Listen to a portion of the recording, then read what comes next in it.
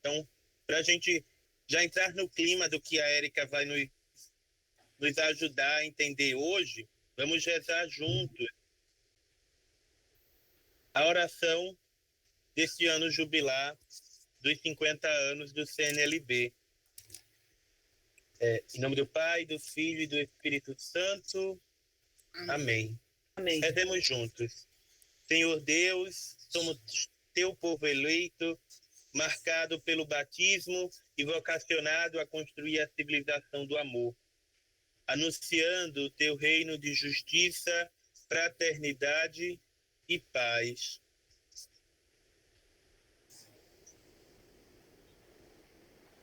Vivemos um tempo de graça. São 50 anos de caminhada do Conselho Nacional do Laicato do Brasil. Agradecemos por tantas vidas doadas na construção desta história e te pedimos que reinflame continuamente em nós o ardor primeiro. Profecia, testemunho e memória a serviço do reino. Profecia, testemunho e memória a serviço do reino. Guia-nos nos passos de Jesus. Dá-nos coragem de ir às periferias geográficas e existenciais, levando esperança e consolo aos sofredores, transformando a sociedade, nossa missão privilegiada. Trabalhamos e lutamos porque depositamos nossa esperança no Deus vivo. Trabalhamos e lutamos porque depositamos nossa esperança no Deus vivo. Teu Espírito que sustentou os mártires a doarem suas vidas pela vida, anime nossa missão de organizar o laicato no Brasil, comprometidos com o caminho sinodal da Igreja, sob o olhar amoroso da Senhora Aparecida, por Jesus Cristo, nosso companheiro e irmão. Amém. Então, que esta noite seja para nós a certeza de que o nosso trabalho só está começando e que Érica seja aquela pessoa que vai nos guiar nesse caminho que nos leva a encontrar no irmão a pessoa de Jesus. Então, Érica, seja muito bem-vindo. O nosso Nordeste 2 é todo seu. Boa noite, mais uma vez. É uma alegria estar com vocês, do Nordeste 1 ao Nordeste 2. Alguns rostos aqui a gente já se viu em algumas lives da vida, em alguns encontros de formação da Rede Multiplicadores também. Então, é sempre bom estar falando entre irmãos, entre pares. Então, é com grande alegria que a gente vai partilhar essa noite sobre o instrumento de trabalho do 8º Encontro Nacional do Laicato. Todo esse material, não sei, a Regiane está com ele, não sei se já foi compartilhado, só para eu ter uma noção, Então, foi compartilhado. E, com certeza, você já sabe até muitas mais coisas do que eu, mas a gente vai partilhando um pouco do que a gente sabe e vai fazendo essa reflexão juntos e juntas, tá certo? Então, eu vou compartilhar aqui a tela. O ruim é que eu não fico vendo vocês, mas qualquer coisa a gente vai dialogando e vai conversando sobre esse tema tão importante para nós, Então, dentro dessa perspectiva do que o Encontro Nacional do Laicato traz para nós, tá ok para vocês? Sim. Sim.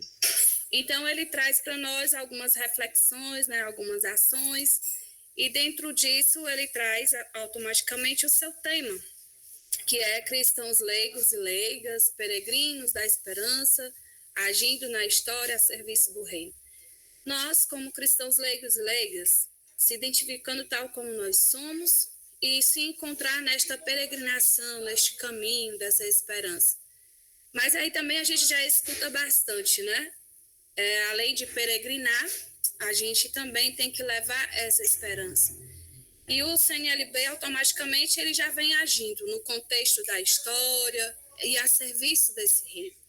E tem essa reflexão sobre da qual a gente tem a iluminação. Vou pedir aqui só um instantinho, tá? Crianças, por favor. Então, dentro dessa iluminação, traz a segunda carta a Timóteo, onde diz: sei em quem depositei minha esperança. E o primeiro questionamento, que é o faça a mim e faça a vocês. Em quem nós depositamos a nossa esperança? De que maneira nós estamos indo, de que maneira nós estamos agindo como esses peregrinos da esperança, mas ao mesmo tempo, como está a nossa confiança, a quem nós depositamos essa esperança. Dentro desse aspecto, o CNLB vai trazendo para nós, dentro desse instrumento de trabalho, ele foi dividido em algumas partes, né? E uma das partes fala justamente sobre o CNLB no caminho de sinodalidade da igreja. Sinodalidade já vem se falando bastante tempo, né? Então é um tema bem atual e automaticamente está muito em comum em nossos diálogos. Mas até fazendo uma reflexão, eu me perguntando, né, nesse final de semana, junto com o pessoal lá da Arquidiocese, será que verdadeiramente a gente já compreendeu o sentido sinodal tão falado, tão expressado, tão colocado pelo Papa e por todos aqueles que participaram no processo? E nós também, como participantes desse processo, será que o nosso coração verdadeiramente está sinodal? Mas aí ele vai trazendo como algumas fundamentações o sentido de que somos essa igreja povo de Deus. Isso nós não temos dúvida, né? E automaticamente nós somos chamados a esse sacramento do reino no mundo.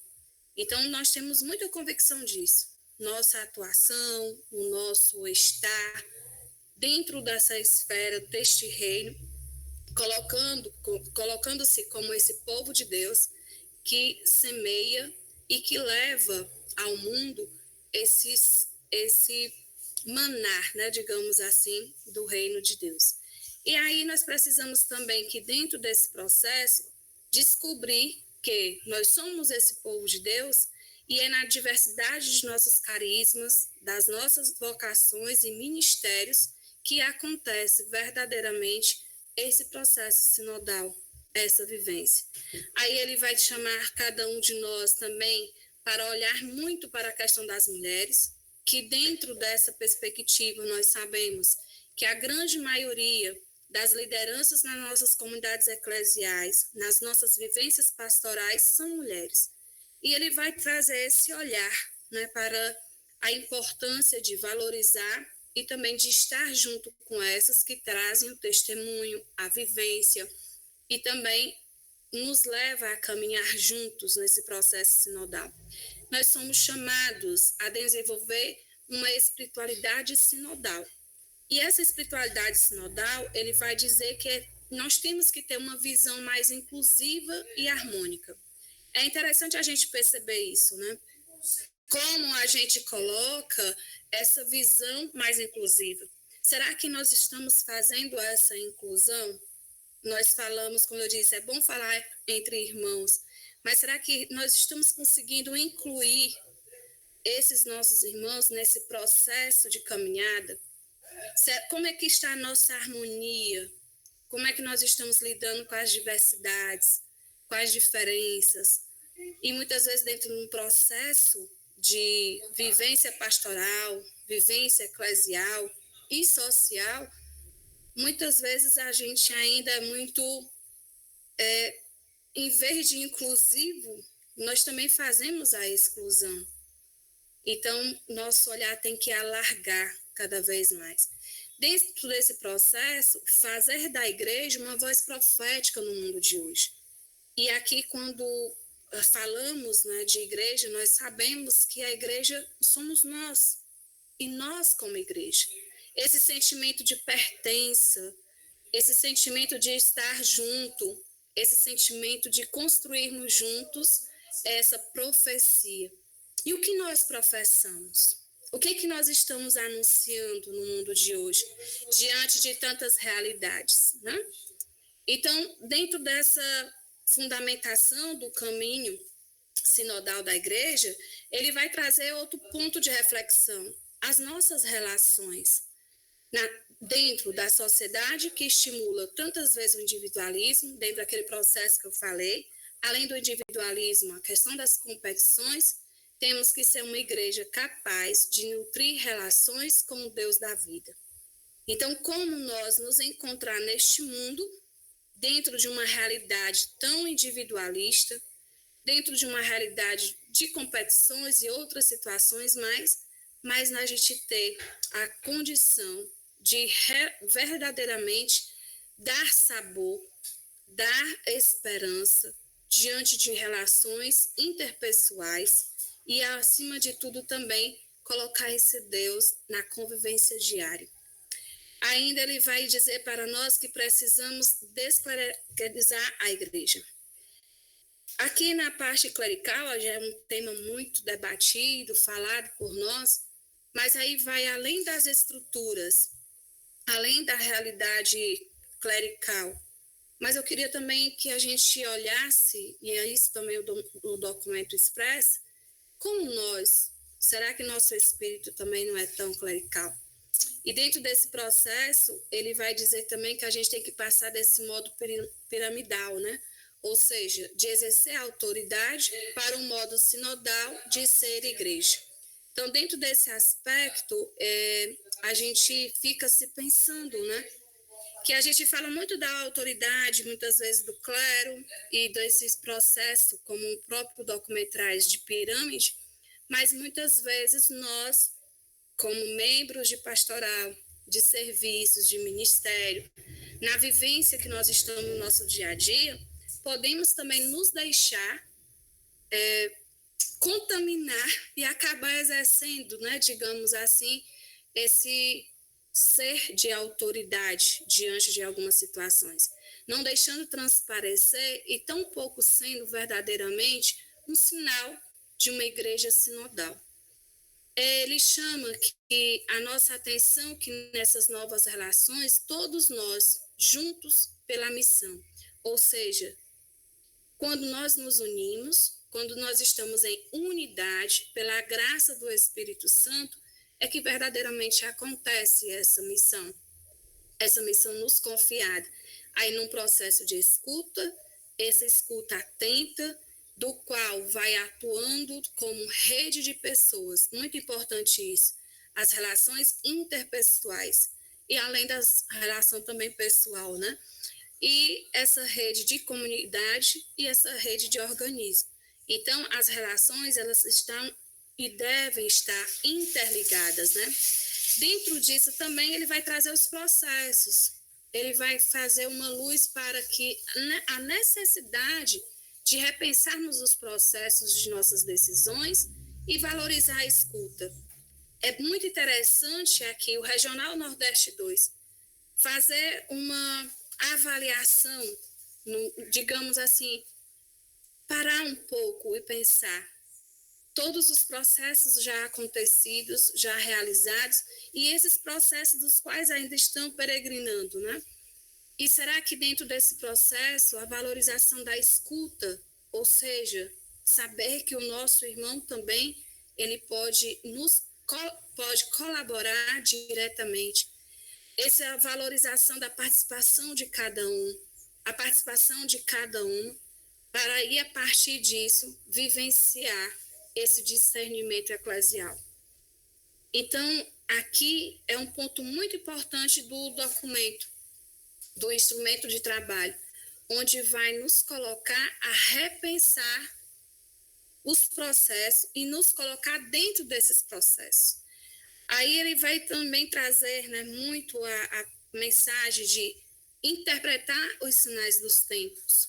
Quais são os sinais que os tempos nos apresentam? Quais são os sinais que estão sendo apresentados ao Regional Nordeste 1? Aliás, também ao Regional Nordeste 2, né?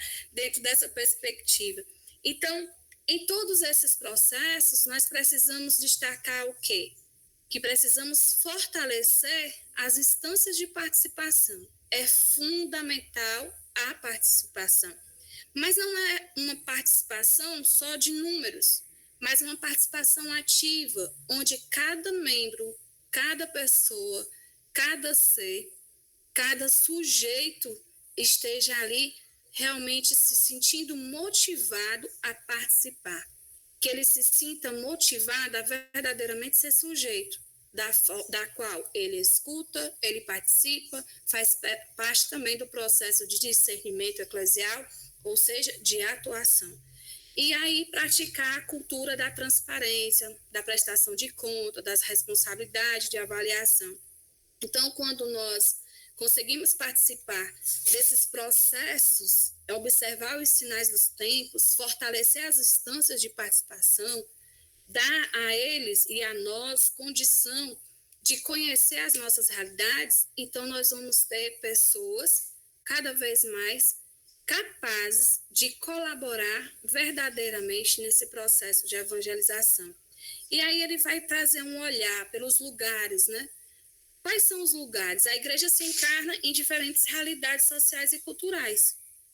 E mais uma vez, quais são as realidades sociais do regional de vocês e do meu regional?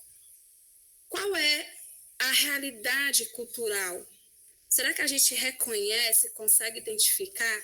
Porque é a partir desse diferencial, a partir dessa encarnação dentro das realidades, o sentir, o tocar no chão, o observar de onde vem, de onde cada um de nós estamos vindo, é a partir daí que acontece a nossa missão. A partir da realidade concreta, dos sujeitos que lá estão, das experiências e das situações que demandam a presença mística e profética dos cristãos e cristãs. Então, é do chão que nós pisamos, eu gosto muito de dizer isso, né? É de onde nós estamos, onde nos encontramos e as realidades das quais nós vivenciamos. Não é algo tão distante de nós, mas algo que nós vivenciamos. Então, é muito importante a gente perceber que ser igreja, ela está encarnada nas diversas realidades, nos diversos contextos, e cada um de nós somos chamados a compreendê-los, né?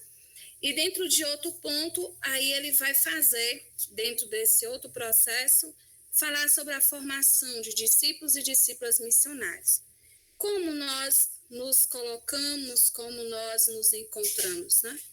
Aí ele vai dizer assim que dentro dessa parte de formação missionária, nós precisamos criar cada vez mais processos formativos fundados na troca de dons entre as diferentes vocações, ou seja, procurar a comunhão.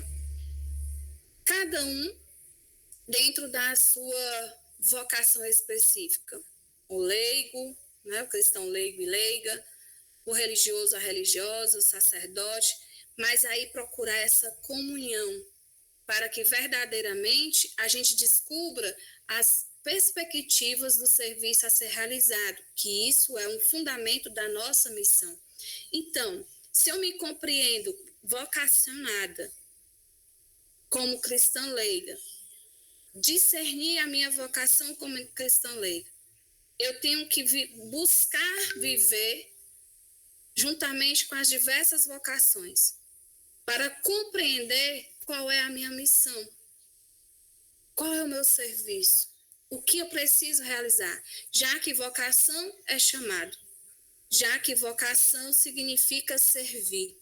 E dentro desse servir, eu tenho que me encontrar no envolvimento de corresponsabilidade de todos os batizados, porque essa é a nossa responsabilidade como batizados, a nossa participação ativa. Dentro dessa perspectiva, ele vai trazer para nós que é muito importante formar lideranças em perspectiva sinodal. Mais uma vez, a palavra sinodal. Mas ele vai dizer que para isso a gente precisa algumas atenções especiais, né, que o instrumento traz. Primeiro, a iniciação à vida cristã, tão falada. Como é que está esse processo de iniciação à vida cristã dentro do regional, dentro da nossa igreja particular? Como é que está a valorização da celebração dominical, o dia do Senhor? Como é que está a questão da nossa educação católica? Como é que nós conhecemos verdadeiramente a nossa doutrina cristã? E como essa doutrina está nos dando condições para buscar o chamado principal que cada um de nós temos a receber o batismo, que é a santidade. Como é que está também esse processo no ambiente digital, né, tão real no mundo de hoje? E ainda, dentro desse processo de ambiente digital, onde nós temos grandes possibilidades, mas grandes riscos, ele vai trazer também uma preocupação que nós precisamos ter diante dessa formação, que é a proteção às nossas crianças e jovens. Será que nós estamos trazendo contextos, temas, falando sobre isso? Qual é o nosso compromisso com a paz e a justiça? Será que nós estamos só na falácia? Mas será que nós temos gestos já concretos? Agora, como é que está o nosso cuidado com a casa comum? Vivenciando agora uma campanha da fraternidade, onde fala justamente da fraternidade, ecologia integral. Como é que eu estou nesse envolvimento? Como é que eu me coloco diante dessa vivência da igreja? Será que eu colaboro? Será que eu não estou colaborando? E aí vai trazer também uma reflexão sobre o diálogo intercultural e interreligioso, que a gente tanto fala. Só um instante, meu filho, depois fechar a porta aí, tá? Voltando, tá dando para compreender um pouquinho do que a gente está falando? Sim, vocês podem estar dando feedback, claro, também. Então, dentro de cada parte do instrumento de trabalho, ele vai trazer umas reflexões que é colocado como vamos conversar, né? Como vocês receberam o PDF, ele vai dizer assim, vamos conversar. É interessante pensar nessa proposta de vamos conversar, porque é uma forma de dizer assim, não é só você responder um questionamento para enviar para a presidência, para que o CNLB tenha o seu olhar. Mas quando ele provoca, vamos conversar, significa dizer realmente uma provocação. Se a gente conversa, a gente dialoga. E automaticamente, nesta conversa, vai trazer alguns resultados. Então, dentro dessa primeira parte, né, onde vai trazer justamente sobre a questão do caminho sinodal, ele vai nos questionar. Nos espaços do CNLB regional e organizações filiadas, testemunhamos a acolhida e o diálogo com todas as expressões eclesiais? Será que nós realmente, enquanto CNLB, nós estamos conseguindo testemunhar essa acolhida? Será que nós estamos conseguindo dialogar com as diversas expressões eclesiais? Como é que está essa realidade dentro do regional? E essa conversa vocês deverão ter, né, dentro desse processo. Porque a partir dessa conversa também vocês vão abrir outros horizontes. Para o quê? Que luzes essas dimensões trazem para a caminhada do CNLB diocesano, regional e nacional. Então, essa provocação, essa conversa que depois vocês poderão ter, e aí vem a Regiane, o pessoal do regional, ver como é que podem fazer isso para que vocês possam ter esse diálogo, essa conversa, para que vocês possam, assim, começar, vamos aqui trazer a dinâmica da campanha da fraternidade, né? Começar a ver, começar a ter uma iluminação, mas começar também a agir. Então, não deixar o documento engavetado e ter uma ação, mas que isso os provoque a olhar para a realidade do regional e os provoque a ver a realidade de cada diocese aqui representada, de cada organização filiada, para também que os provoque como também cristãos leigos e leigas diante da sua realidade, no seu bairro, na sua comunidade, na sua rua, na sua paróquia, né, na sua igreja particular. E a isso vocês vão respondendo posteriormente, tá certo? Aí ele vem outra parte do documento, devido à questão do tempo, a gente vai vendo assim, que é justamente a caminho do jubileu de 50 anos do CNLB. Então, ele vai trazer algumas reflexões, e ele traz 2 eixos. Ele traz a missão e a estrutura. Dentro desses eixos, ele vai trazer também as suas urgências. Então, tem esse desenho, né, que vocês também com certeza já viram, E ele vai dizer que no eixo da missão, ele vai trazer 4 urgências. Quais são elas? Formação, defesa da vida, eclesialidade e a sinodalidade. E também vai trazer a incidência política. Então, dentro desse eixo missão, a gente tem 4 urgências. E dentro do eixo estrutura, que já fica mais para o finalzinho do documento, ele vai trazer o quê? A sua articulação e organização enquanto CNLB, a questão da comunicação e a questão da sustentabilidade. Correto? Então, assim, dentro desse eixo missão, vale lembrar que tem até essa fala no próprio instrumento de trabalho, que o CNLB ele é um espaço de encontro, formação e mobilização dos cristãos leigos e leigas.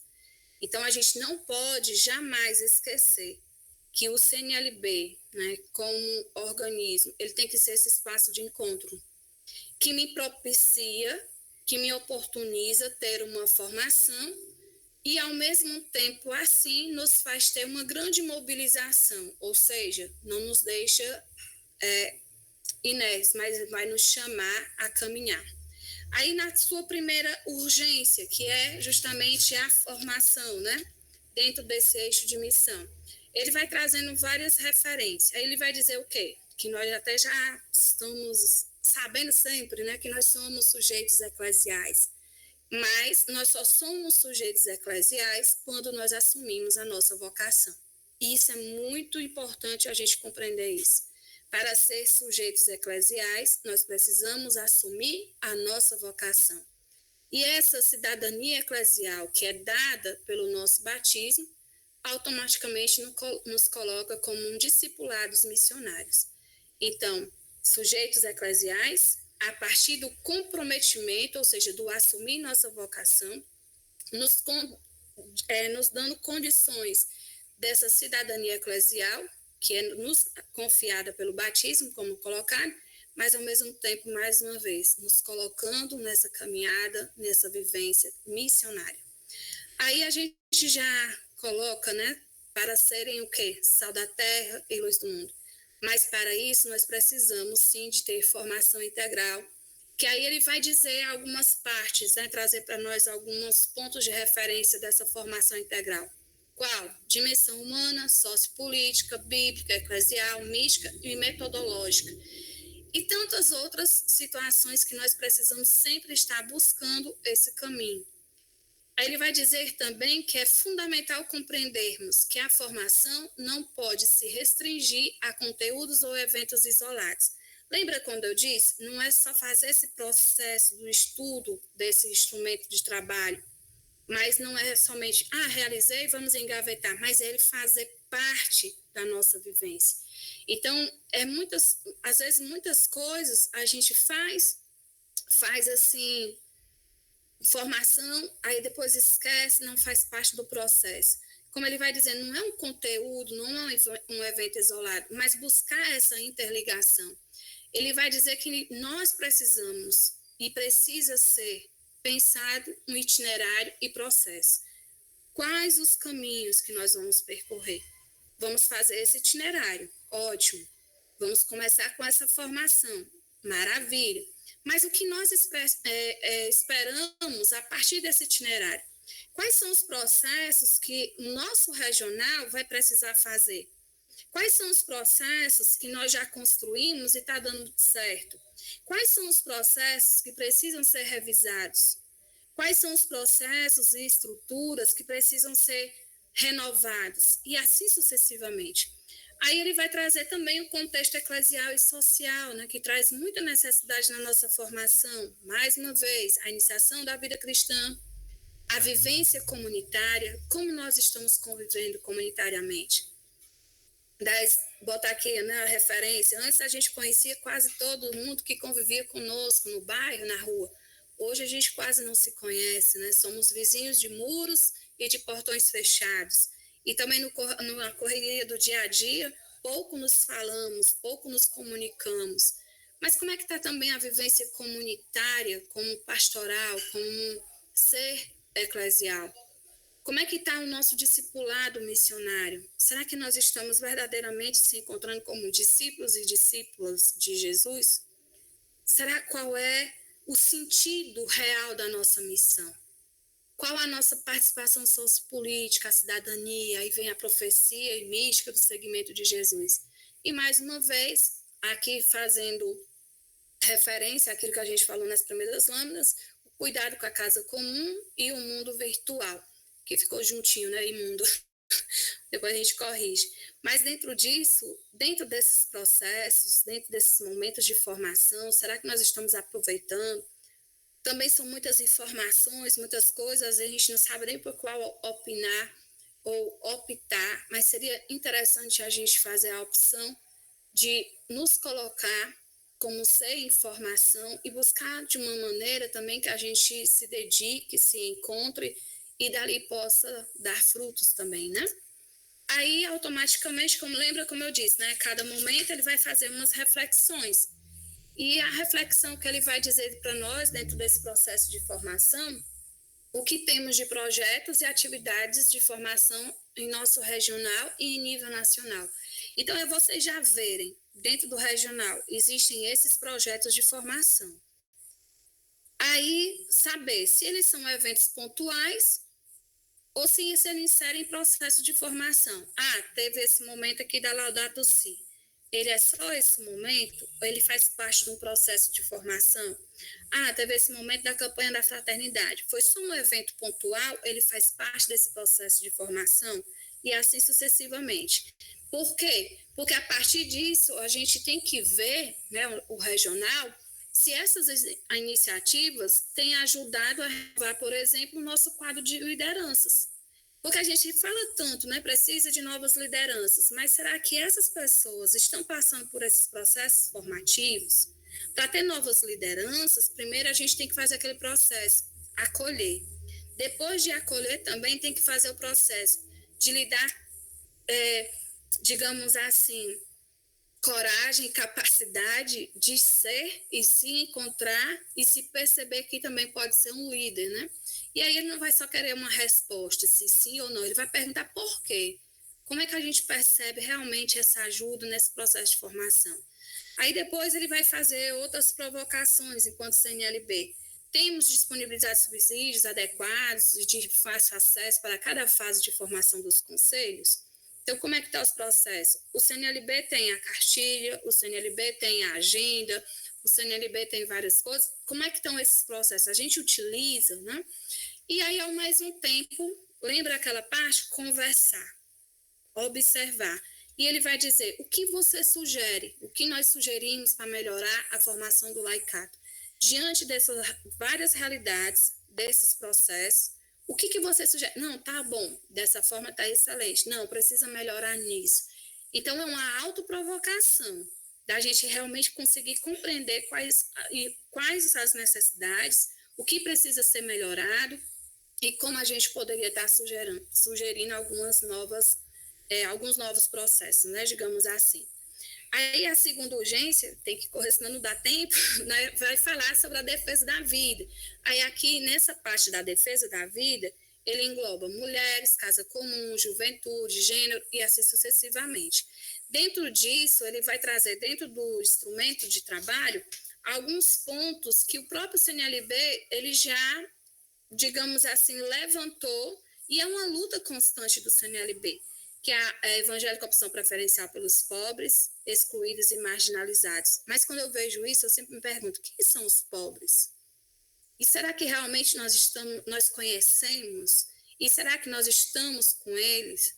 Aí vem a defesa da vida e dos direitos humanos, a democracia participativa, né, como forma de governo e organização política.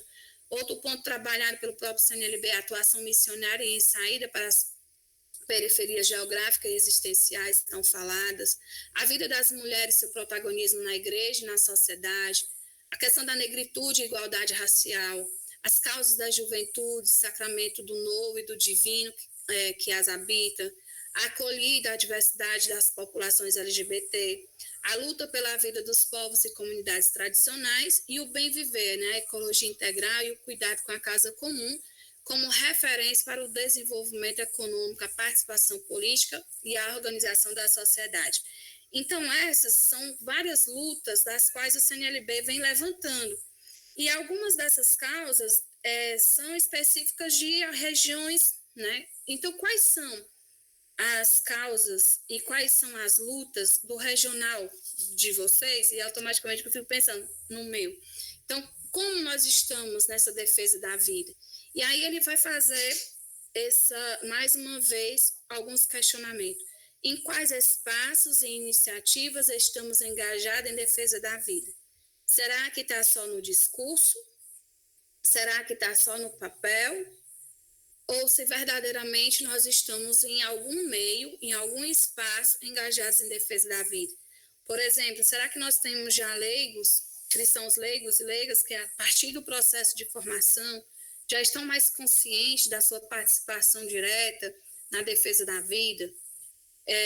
Quando a gente faz parte, por exemplo, do Conselho da Saúde e tantas outras situações, da vida como um todo, como foi colocado, como é que nós também demonstramos a atitude de acolhida às pessoas marginalizadas que chegam até nós? Será que nós estamos nos colocando apenas como aqueles que devemos acolher? Porque o próprio Evangelho nos diz, temos que acolher os pobres, os marginalizados, mas eu me sinto com ele a ponto também de buscar e provocar uma mudança de vida, né? E em nosso regional e organização afiliada, quais são as situações que pedem a presença, a atuação e o compromisso dos cristãos leigos e leigas? Quais são as situações que pedem a sua presença? Quais são as situações que realmente estão precisando do nosso comprometimento, né, como cristãos leigos e leigas? Aí nós passamos, então, para a terceira urgência dessa parte da missão, onde vai falar da eclesialidade, sinodalidade e missão, participação e comunhão. Aí ele vem trazer como referência o que o Papa Francisco fala sobre a igreja em saída, que é uma igreja... Boa noite, horário. Boa noite, bem-vindo. Que é a igreja da ação renovadora de si mesmo, das pessoas e do mundo, em estado permanente de missão. Se fala muito, né? A gente diz assim, temos que viver uma igreja em saída. Saída para onde? Sair das realidades como uma fuga ou ir ao encontro das realidades? Será que a gente compreende que essa missão, como diz o documento, é permanente? Ou seja, não é só porque eu assisti a quem estava necessitando naquele momento, mas eu estar com ele posteriormente, permanecer com ele diante das realidades, buscar juntos uma melhoria, uma vida digna e assim sucessivamente. A sinodalidade se opõe à visão clericalizada da igreja. Então, se nós temos essa visão clerical, onde tudo está acima de uma ordem, o processo sinodal e a igreja sinodal, ela vai dizer ao contrário, é o estar junto, né?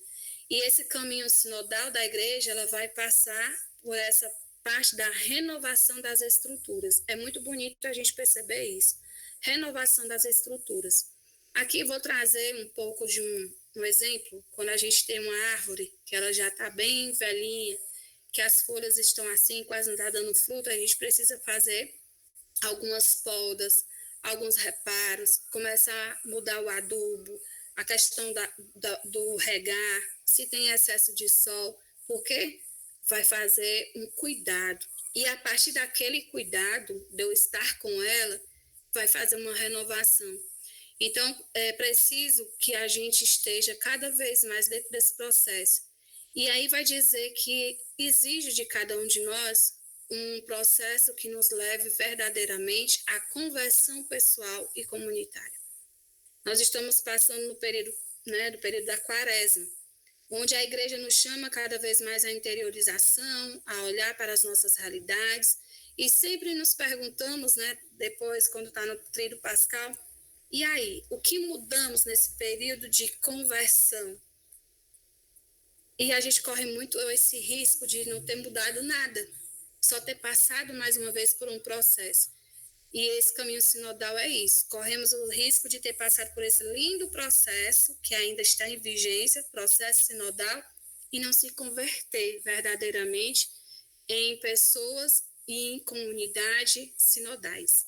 Precisamos superar o clericalismo, precisamos que a formação seja de sujeitos eclesiais, precisamos a vivência pessoal e comunitária da vocação laical, precisamos a questão da presença profética nas realidades sociais e a valorização do discipulado das mulheres e a acolhida aos jovens. Isso o instrumento vai dizer.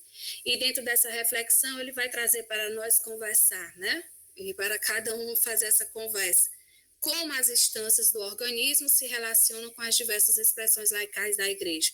Será que a gente está conseguindo verdadeiramente se relacionar uns com os outros? Ou é o CNLB aqui, a pastoral aqui, os ministros aqui e tal, cada um no seu mundo, né, na sua bolha? Será que conseguimos estabelecer um diálogo ou excluímos quem pensa diferente? É muito fácil estar com aqueles que pensam iguais. Mas se pensou diferente, vamos ali. Não vamos chamar o grupo tal, não, porque ele não tem esse mesmo pensamento. Mas como é que a gente vai conseguir ver, né, perceber o olhar do outro se não convivemos com ele? Aí vamos ao encontro dos que não estão no organismo, ou vamos ficar fazendo o mesmo encontro só com os nossos, que a gente já tem o contato, já tem o grupo, é mais fácil. E depois ele vai dizer assim, quais os sinais de sinodalidade percebemos no CNLB?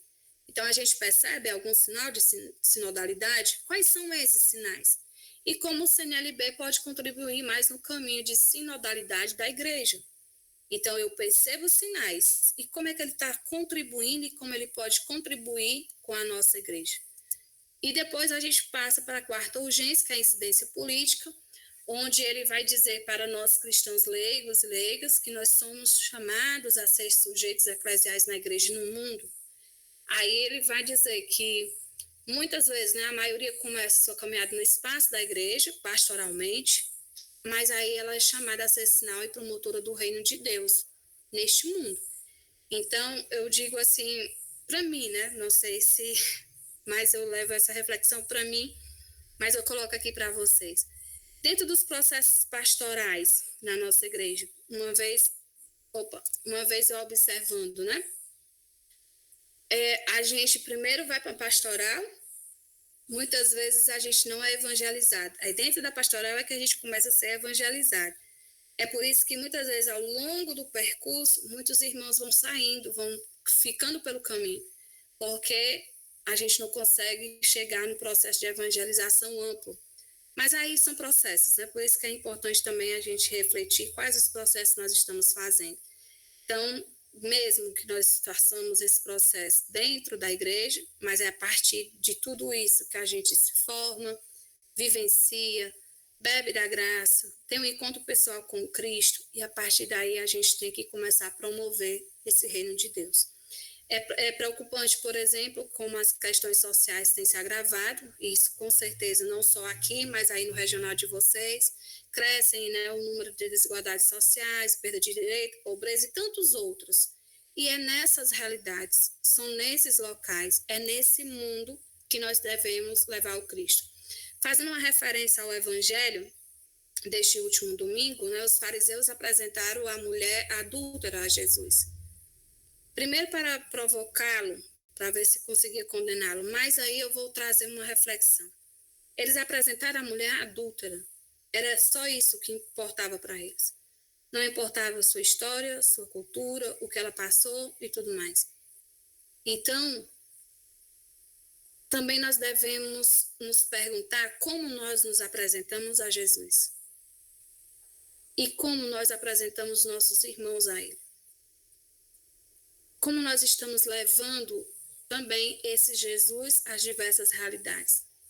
Falar de um Cristo que superou a morte de cruz e desse Cristo que vive com eles, em suas dores, em suas realidades. Falar de esperança, levando a própria esperança, né?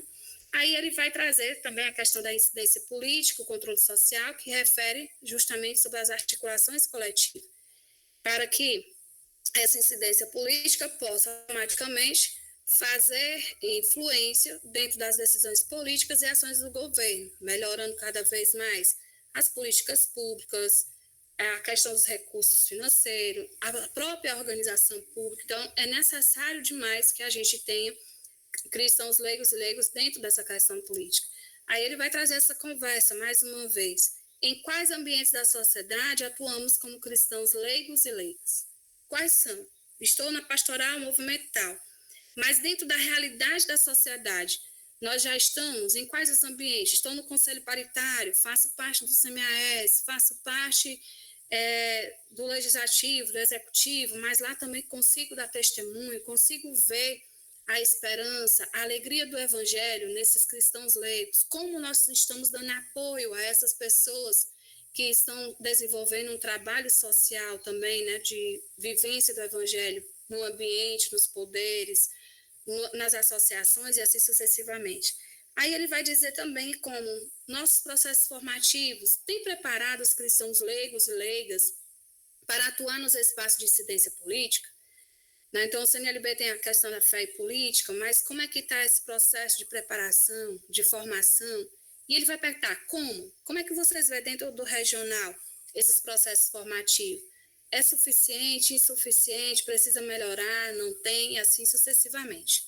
Aí nós passamos para o segundo eixo, que é justamente a estrutura. Aí ele começa com essa frase, né? O Papa Francisco e os participantes do Sínodo nos lembram que as estruturas não podem ser mais importantes do que a missão.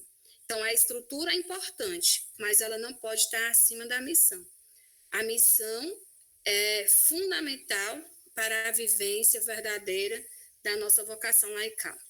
Aí, dentro desse eixo, a estrutura, ele vai trazer 3 urgências. A primeira é a articulação e a organização. A gente sabe que o CNLB, né, ao longo da história, ele segue a organização da Igreja do Brasil, onde tem, aí com o passar do tempo, nas divisões gerais, tem os seus conselhos regionais e os diocesanos e os seus núcleos locais. E em cada uma dessas instâncias, eles se juntam, não fica só nos regionais, eles se juntam o quê? As organizações filiadas, que automaticamente são pastorais, movimentos, associações laicais e serviços eclesiais. É um fortalecimento.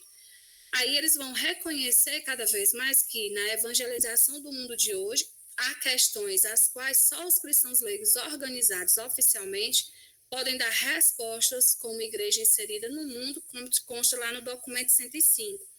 Então, essa organização do CNLB, ele vai nos ajudar, enquanto organismo, a estar inseridos em locais que antes a gente não poderia estar. Então, nós participamos diretamente em processos como um organismo, em situações que antes a gente nem pensava poder estar representados. Então, essa articulação, essa organização faz com que os cristãos leigos e leigas tenham voz, tenham vez e também até questão de votos, né? Dentro desse processo, a articulação do laicato no Brasil, ele está nessa estrutura, né? Tem o CNLB, tem os movimentos, tem as novas comunidades, tem as associações laicais e tem os serviços pastorais. Então, dentro dessa estrutura de organização do laicato, como é que vocês veem essa organização? Será que está tendo só seta para baixo, ou ela está indo para os lados, ou está numa circunferência? Aqui eu coloquei propositalmente, né, mostrando um a um. Mas aí, como é que está a sua visão enquanto essa articulação? Como a gente estava falando, será que está o CNLB no canto, os movimentos no outro, as novas comunidades, associações, serviços e tal? Mesmo que eles estejam organizados, né, e interligados, então precisa ter essa comunicação. E aí é reconhecido, né, como organismo do povo de Deus, a CNBB, como nós conhecemos, a CRB, o CENISB, o CNEP, o CND. Então, esses são os organismos do povo de Deus dentro dessa organização, como o próprio instrumento vai apresentar para nós, e ele vai trazer dentro dessa questão da estrutura os órgãos de direção do CNLB. Então, que eu acredito que vocês, né, já conhecem. Então, o CNLB ele é organizado e tem seus órgãos, né, órgãos de direção. Primeiro, a Assembleia Geral, Colegiado Deliberativo e a Presidência. E automaticamente, junto com o Colegiado Deliberativo, né, a questão da presidência, aí nós temos que é o Conselho Econômico e o Conselho Fiscal. Dentro disso, a gente vai compreender que a Assembleia Geral, como mostrando no instrumento de trabalho, é o órgão máximo de direção do CNLB. ele tem esse caráter formativo, a Assembleia, né, tem um caráter formativo, mas também tem um caráter deliberativo. E é um espaço onde são feitas avaliações e planejamentos do próprio organismo. E já o colegiado deliberativo, ele vai acompanhar os programas e projetos do próprio organismo que são elaborados pela presidência, que a presidência elabora, mas em conformidade com os planos e as metas aprovadas na Assembleia. Então, vejamos que tem a interligação, não é? Vamos fazer isso? Não, tem que estar em conformidade com os planos. E, automaticamente, suas diretrizes e prioridades determinadas nos encontros nacionais, né? E a presidência, por sua vez, preside as atividades do CNLB e representa publicamente junto à comunidade religiosa e à sociedade civil. Isso aqui é importante, ó. Não é só na questão da igreja, comunidade religiosa, mas na sociedade civil, a incidência, né, o local onde nós estamos inseridos no mundo.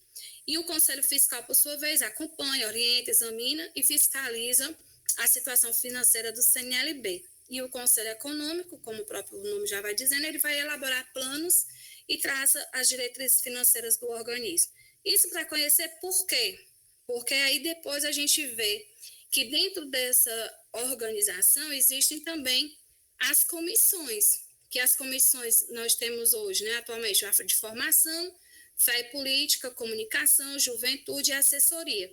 Mas também há um modo que, se a presidência vê, ela pode criar os GTs, né, que é essa setazinha que vai para baixo. Esses GTs são o quê? Grupos de trabalho afins, por exemplo, grupo de trabalho para a cartilha, grupo de trabalho para esse instrumento de trabalho, grupo de trabalho para a agenda formativa, e assim sucessivamente.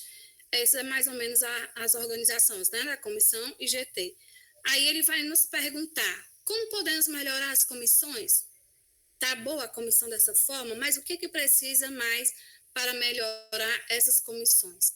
Essas comissões estão atuando dentro do seu regional também, nessa estrutura? E como é que a gente pode, se não estão e se estão, como nós podemos animar o regional, a realidade do regional, certo? E aí, nesse sentido, ele vai nos questionar. A gente conheceu a estrutura, aí ele vai nos questionar. Essa estrutura do CNLB tem sido espaço de acolhimento e articulação das diversas expressões laicais? Então, a gente está todo mundo junto, mas está acolhendo realmente, está tendo articulação, estamos caminhando juntos nesse processo sinodal. A estrutura organizativa, ela se baseia em relações piramidais ou em rede de pessoas? O que vocês analisam, né, dentro disso? Será que ela está seguindo essa relação piramidal? Ou não? Ela está fazendo uma interligação, uma rede de pessoas, e aqui a gente consegue observar isso nessa organização. E como essa estrutura atual do CNLB pode responder melhor às necessidades a nível regional e nacional. O importante, essa estrutura é assim, mas precisa melhorar algumas necessidades da missão a nível de regional, como vocês percebem, a nível de nacional e assim sucessivamente. Aí nós partimos para a sexta urgência dentro dessa estrutura, né, que é a comunicação. Nós sabemos que com a pandemia, as redes sociais, né, os recursos de comunicação foram fundamentais e onde deu um ápice, assim, porque foi através deles que a gente deu continuidade aos processos formativos, às reuniões, os encontros, enquanto nós estávamos com medos isolados, foi as redes sociais que nos colocou novamente em rede, né? Foi elas que nos colocaram em unidade novamente, em sintonia, em comunicação. Mas aí ela também vem com o tempo e vai estimulando a nós a utilizar melhor esses recursos. Precisamos incorporar, por exemplo, os recursos virtuais aos processos formativos. Então, hoje a gente consegue, eu aqui, vocês aí, mas a gente vai conversando, dialogando, né? E ainda ampliar o alcance do CNLB junto às pessoas e grupos que não conheciam o organismo ou não costumavam participar de suas atividades. Eu tenho muito forte na minha mente, na minha memória, a questão da rede de multiplicadores, né? Eu acho que foi o divisor de águas e aquilo que ajudou bastante na época, que muitos cristãos leigos que não tinham acesso à formação começaram a despertar justamente com a utilização das redes, né, sociais, dos meios midiáticos. Aí a comunicação, ela tem que dar suporte a atividades diversas. Hoje, por exemplo, reuniões virtuais, mobilização de pessoas, lives, reuniões e tal. E as divulgações das ações do CNLB e da organização filiada em nível local, diocesano, regional e nacional. Então, é muito ampla o sentido de comunicação. E não à toa que está tendo, né, cada vez mais uma necessidade de atualização e compreender verdadeiramente o que é comunicar, né, dentro dessa realidade. E, nesse sentido, ele vai nos provocar a conversar. As equipes de comunicação, né, têm conseguido dar suporte e visibilidade ao CNLB em nível regional e nacional? Você acha que do jeito que está bem, mas de que maneira a gente poderia comunicar mais? Será que consegue integrar as organizações filiadas nos processos de comunicação? Será que integrar as organizações filiadas nos processos de comunicação é um grande desafio para o organismo? Porque existe o CNLB, existem as organizações filiadas, né? Como é que está esse processo? E será que a gente consegue fazer essa integração? Qual é o desafio? Qual é a dificuldade? E aí ele vai dizer como podemos superar esse distanciamento. Esse distanciamento que mesmo fazendo parte de um organismo, mas às vezes a gente não vê essa comunicação e essa interligação. E como fortalecer a atuação em rede das equipes, comissões de comunicação. Então, existe a comunicação, mas como fazer esse fortalecimento? Porque só comunica se tiver algo a comunicar, né? E se não conversarmos entre nós, dificilmente teremos essa possibilidade. E a outra urgência é a sustentabilidade, que é o grande desafio, né? Não tenho respostas também, mas vamos lá. Que a gente sabe que contar com os recursos financeiros necessários ao trabalho do CNLB em suas diversas instâncias é um desafio permanente, não só do CNLB, mas é uma realidade laical, né? A questão dos recursos financeiros. O organismo hoje ele consegue manter suas reuniões, os encontros, assembleias, porque eles conseguem os projetos que são enviados, né, agências de financiamento. Tem a contribuição estatutária, tem as coletas da evangelização, tem campanhas locais, repasse de recursos da CNBB e também a ajuda das organizações parceiras. Essa é a forma que o CNLB se sustenta. Mas aí a gente tem que se perguntar como o CNLB tem mantido seu trabalho na diocese e no regional. Ali a gente está colocando a nível nacional, mas aí a nível regional. Como é que tem conseguido esses recursos financeiros para manter o seu trabalho? Na diocese, como vocês conseguem a questão de se manter-se financeiramente? Quais as dificuldades que nós temos? A maioria, e a grande maioria, são com recursos próprios, né, que os cristãos leigos e leigas estão nas suas pastorais, nos seus movimentos, até no próprio organismo como o CNLB. Muitas vezes tem uma viagem, tem que custear do seu próprio bolso, justamente por essa falta, né, de recursos. E aí ele vai nos questionar, né, que estratégias sugerimos para avançar na sustentabilidade financeira do organismo. Então, ele vai fazer a gente pensar e, quem sabe, aí a gente sugerir algumas estratégias. E o outro é como fortalecer a atuação em rede das equipes de comissão de comunicação. Vai estar repetindo aqui, né, da parte de lá, certo? Então, são alguns questionamentos. E para finalizar, não está na questão do instrumento, mas eu não poderia deixar de fazer, porque eu acredito que faz parte, trouxe esse pensamento, né, agostiniano, da parte quando Santo Agostinho, visto como bispo, ele diz: atemoriza-me o que sou para vós. As pessoas o viam como bispo, mas consolava ele o que ele era junto com as pessoas.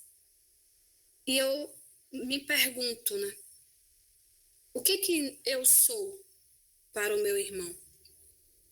E será que verdadeiramente, quando eu estou com ele, eu encontro esse consolo porque eu me sinto com ele?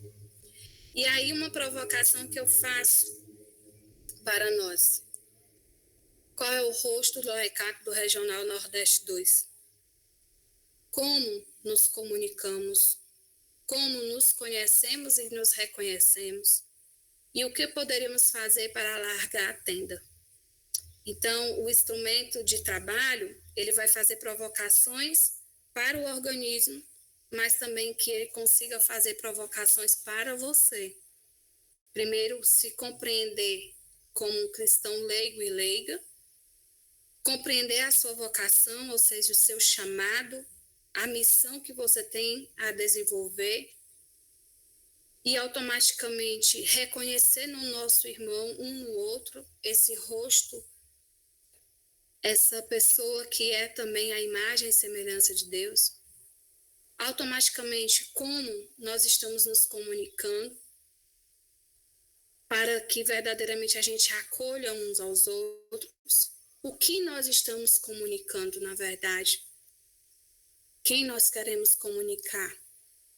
E será que a gente se reconhece, né? Se conhece e reconhece. Quando eu disse assim, alguns rostos e tal, são memórias de algumas reuniões.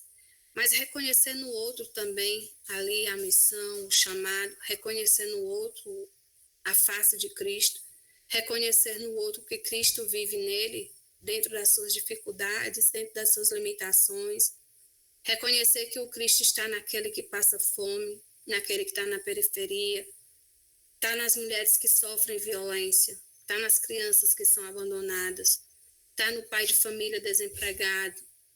E o que conhecer nos leva a reconhecer. Reconhecer o nosso papel como cristão, reconhecer o nosso papel como cristão, para poder verdadeiramente a gente sair da teoria para a prática, buscar alargar a tenda, buscar verdadeiramente estar acolhendo, né, uns aos outros. Tanto dentro desse aspecto, aqui a gente vai finalizando, né, nosso diálogo. Opa! E eu deixo aqui algumas reflexões para nós, mas principalmente essa do instrumento de trabalho. Não sei se deu para compreender alguma coisa, tem alguma pergunta? Ou foi acelerado? Como a Lídia está dizendo aqui, o assunto encanta. E a nossa formadora foi muito boa, Érica. Muito obrigado. Formadora não. Eu queria sugerir que a gente fazer assim, a gente abrir esse tempinho, esses próximos 15 minutinhos, para perguntas. Daí, quem quiser se inscrever, levanta a mão. Quem não quiser falar, deixa a sua pergunta lá no chat. E ou eu ou o Everton, a gente vai passando para a Érica, ela responde. E também quem quiser contribuir, também faz a sua contribuição. Olha aí, a Dília já está perguntando se a gente pode, depois você pode nos passar o material, Érica. Eu já passei para o Everton, então está disponível, tá? Pronto, maravilha. Ele já está respondendo. Tá em todos os grupos. Foi muito bem. E aí, quem vai abrir a nossa fila de perguntas? Vamos lá. Como diz um frei aqui, quando ele dava formação para a gente, ele é espanhol, falava complicado. De duas, uma. Ou entenderam tudo, ou não entenderam nada, ou não estão nem aí. Aí ele diz assim, ele botava, eu estou nem aí, né? Então, o medo é esse. Ou deu para entender alguma coisa, ou não deu para entender nada, mas é isso. Tamo junto. Olha aí, a Rejane levantou a mão primeiro. Então, Rejane, pode falar. Eita, Érica, primeiro, né, a gente nem agradecer, né, a sua disponibilidade, né, o cuidado, o carinho com que você preparou, né, todo esse material e trouxe para a gente. Então, assim, um material muito bom, né, trouxe algumas reflexões, muitas reflexões muito pertinentes, né, que a gente não pode deixar que esse documento ele seja apenas trabalhado lá no encontro. Eu acredito que aqui nós temos presidentes diocesanos, nós temos aqui de equipes de articulação e outros convidados. Então, a minha sugestão é que esse material ele seja trabalhado, né, levar ele para aquelas pessoas que não puderam estar aqui conosco. E muita coisa, assim, para realmente, não é só num tempinho tão curto como foi, né? Mas que você instigou muitas reflexões, muitas coisas que realmente a gente precisa parar e refletir. Muitos temas ali, muitas coisas importantíssimas para a gente, enquanto cristão, né? Individualmente, coletivamente e enquanto regional, nós precisamos refletir. Então, muito obrigada aí pela sua disponibilidade, pelo seu sim. Everton. Boa noite. Então, assim, Érica também, a minha parte não é muito uma pergunta, é só um comentário mesmo sobre essa questão do próprio instrumento de trabalho em si, que a gente percebe, né, a forma como ele foi feito, inclusive como você citou sobre a estrutura CNLB, né, que esse instrumento ele foi feito por um GT que está ali como uma estrutura que vem para apoiar a presidência, para apoiar as comissões, para apoiar os leigos em alguns assuntos específicos, mas que assim a forma como ele foi construído foi bem aquém ali, né, bem próximo do que foi tratado durante essa presidência, do que vem sendo tratado durante esse período do jubileu, que a gente vem falando sobre a profecia, sobre o testemunho, sobre a memória, sobre os assuntos mais atuais, sobre as incidências, seja elas políticas, sejam ambientais, sustentáveis. Então, o documento ele foi muito bem trabalhado. Então, parabéns a Érica, parabéns também ao time, né, ao GT que compôs esse documento.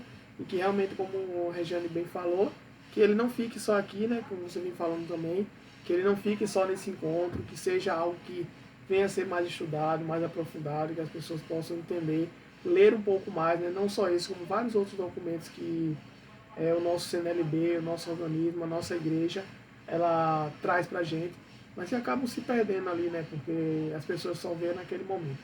Mas é só isso mesmo que eu venho aí a acrescentar. O próximo é José Cícero. Boa noite. Quero parabenizar pela palestra, formação e fazer uma pergunta ao mesmo tempo. Eu sou da Arquidiocese de Maceió. Existe grupo aqui em Maceió onde está se reunindo presencialmente que eu posso participar?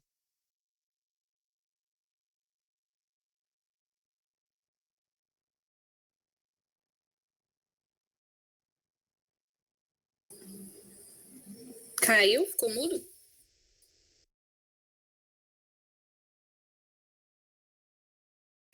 Acho que acabou. Vocês me ouviram? Deu para entender o que eu falei? Eu acho que a pergunta dele é quanto onde ele vai poder viver isso na arquidiocese, no diocesano dele, Érica. Exatamente isso.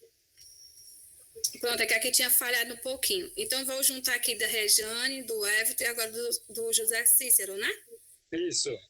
Pronto. Então, assim, como o Everton colocou, o mérito é do GT, que elaborou esse material. Estou colaborando um pouquinho no GT, né? Só um pouquinho, mas a gente trabalhou juntos, então trouxeram essa provocação para nós. Como o Everton bem disse, de todo um trabalho que a presidência teve durante esse período. E como colocar em prática? Eu acredito, e pela própria provocação do documento, dentro dessa compreensão primeira de ser cristão leigo e leiga. Eu acredito que a partir daí, tá, seu José Cícero, porque temos muitos cristãos leigos e leigas que não se compreendem como vocação, como chamado. E dentro da sua diocese, você pode levar esse instrumento de trabalho, você faz parte de algum pastor?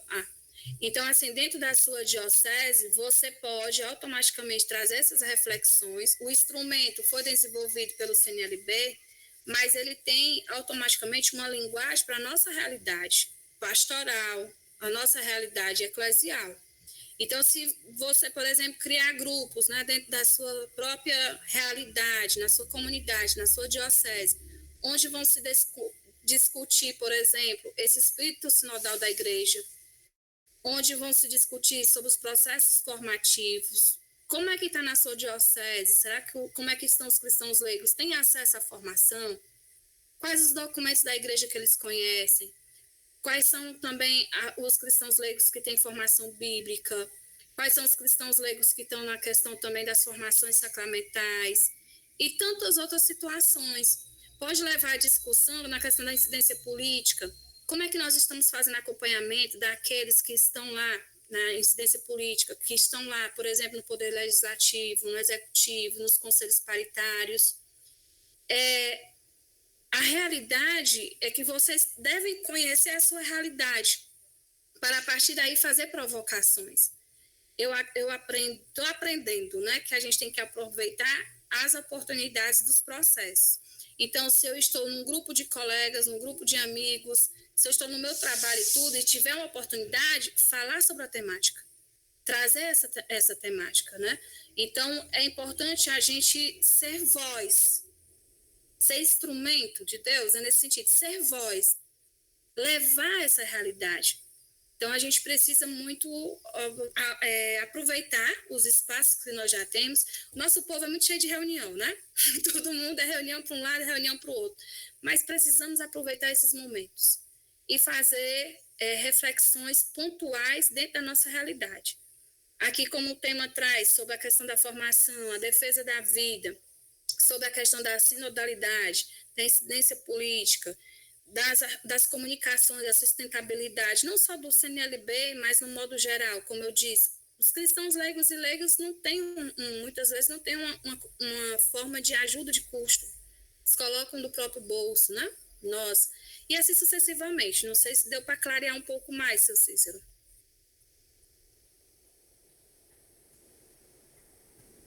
Deu sim, deu para entender, tá certo? Então, obrigado aí pela informação, mas deu para entender tranquilo, tá certo? A próxima é Zélia. Boa noite a todos e a todas. Boa noite, Érica. Parabéns, né, pela sua excelente apresentação. Mostra que você está conhecendo o instrumento, não só porque lê, mas porque ajudou a pensar, né? E eu queria compreender, porque infelizmente eu não pude participar da Assembleia Regional, como vai ser a dinâmica do regional para trabalhar, Rejane e colegas, até o encontro nacional. Porque eu lendo aqui o instrumento, que eu já tinha lido antes, não sei se ele foi trabalhado na Assembleia, tem um espaço para a gente mandar respostas, né? Então, está se pensando que essas respostas seriam feitas, o regional vai mandar uma só, a gente pode criar um grupo de estudo aqui na diocese e fazer uma resposta nossa, ou a gente vai fazer uma resposta só. E também, assim, acho que pega em temas muito importantes, porque o Papa Francisco fala da desclericalização, você fala da sinodalidade, mas infelizmente na prática nós estamos vendo um fechamento de espaço, termina aqui na nossa diocese, em que os leigos estão voltando a ser apenas aqueles que cumprem as tarefas, né? Esse ano, por exemplo, nós já estamos em abril e aqui no nosso, na Forania Zonal, não teve nenhuma reunião com os leigos para opinar sobre o novo plano da diocese. Então, é muito complicado porque nós estamos nadando contra a maré, pelo menos em algumas realidades. Eu acho que é importante a gente espalhar, divulgar e conversar sobre esse instrumento para ver se desperta nos leigos, né, essa consciência da sua importância e da sua cidadania eclesial. É isso.